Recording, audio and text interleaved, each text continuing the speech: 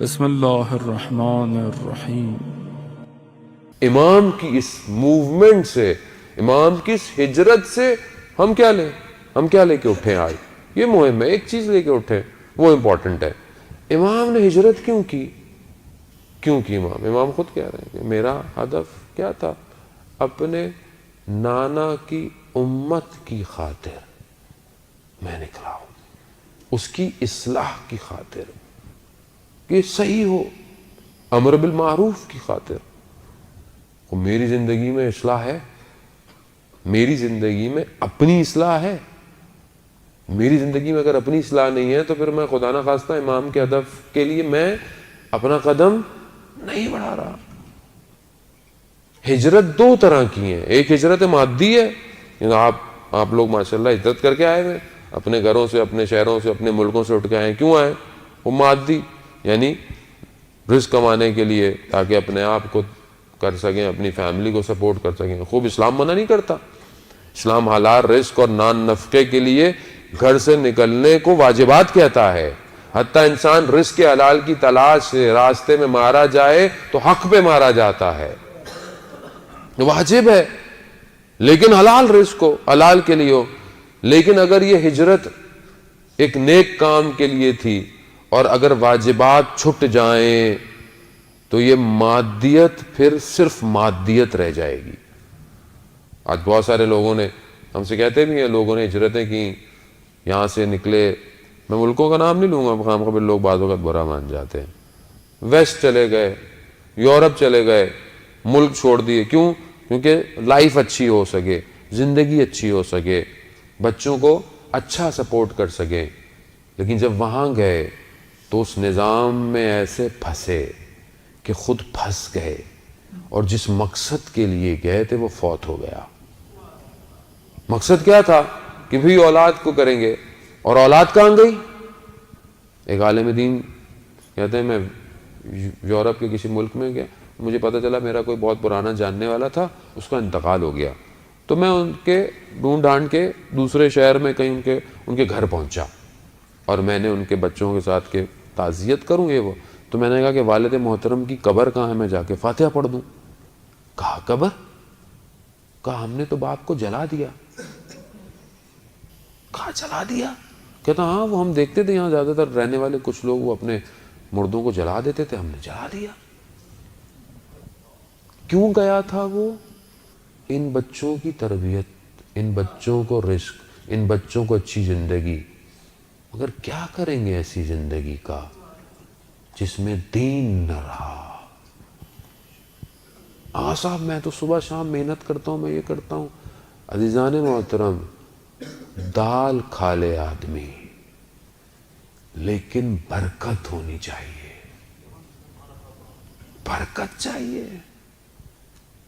کم گھنٹے کام کرے لیکن چند گھنٹے اپنی اولاد کو دے۔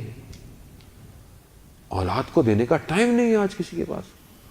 آپ اپنے ہدفوں کو بلند کریں، آپ اپنے ٹائم کو یوٹیلائز کر کر اتنا ٹائم نکالیں کہ جس کے لیے آپ محنت کر رہے ہیں۔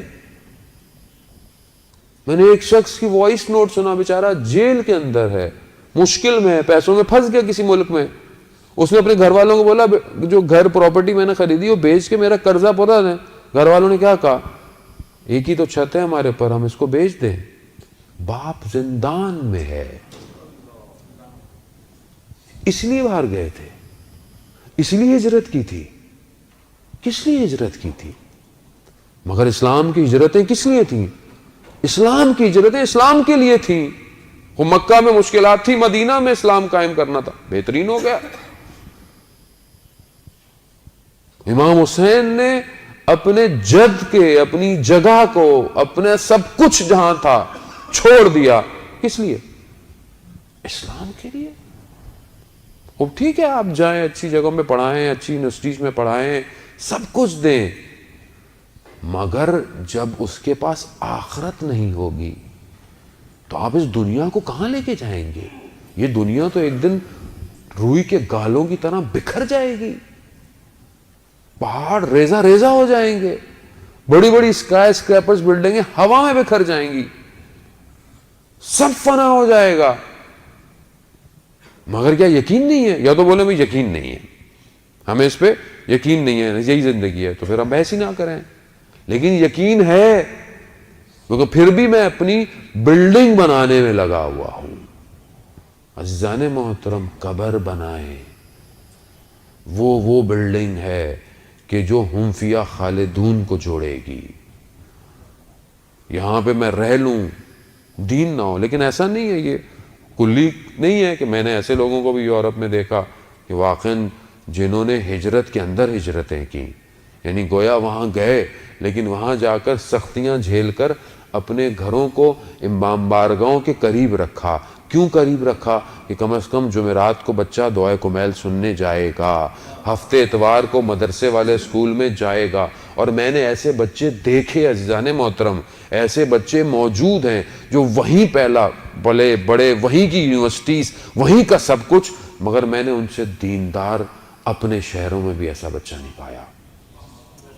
کمال ہے. کیوں؟ کیونکہ انہیں سمجھ میں آ گیا کہ اگر یہاں بچانا ہے تو دین ہی ہے جو بچے کو بچائے گا. دین سے منسلک رکھو. اس لیے ہم کہتے ہیں بچوں کو لے کر آیا کریں مجلسوں میں، نہ چھوڑ دیں بچوں کو. بعض امام بارگاہوں میں بچوں کے لیے کنڈر گارڈن بنایا ہوتا ہے کہ بچوں کو یہاں چھوڑ دیں، وہ کنڈر گارڈن میں رہتا ہے، بڑا ہو کے کسی اور گارڈن میں رہتا ہے. وہ پھر یہاں بٹھائیں اس کو خوب شور مچاتا ہے، مچانے دیں. ایک دفعہ بیٹھے گا، 2 دفعہ بیٹھے گا، 4 دفعہ، اسے بھی ادب آ جائے گا کہ مجلس میں کیسے بیٹھتے ہیں. مگر مجھے اور آپ کو میرے والدین مجلسوں میں نہیں لے کے گئے تھے کیا؟ ہمیں نہیں آگے بٹھایا تھا کہ بیٹا بیٹھو جیسا بھی ہے؟ ہمیں تو نہیں پتا تھا، ہمیں تو نہیں پتا ہوتا تھا. مجھے یاد ہے میں چھوٹا سا تھا، ایک مجلس میں بیٹھا ہوا تھا، میں رو رہا ہوں آگے بیٹھا ہوا، مجھے ذاکر نے اٹھا لیا وہاں سے. نہیں پتا اس کا وہی اٹھانا میرے لیے آج یہاں بیٹھنے کا مناسبت بن گیا. اٹھایا اس نے لوگوں کو دکھایا کہ یہ بچہ کیوں رو رہا ہے حسین کے لیے. میرا کمال نہیں ہے عزیزان محترم، ماں باپ کا کمال ہے.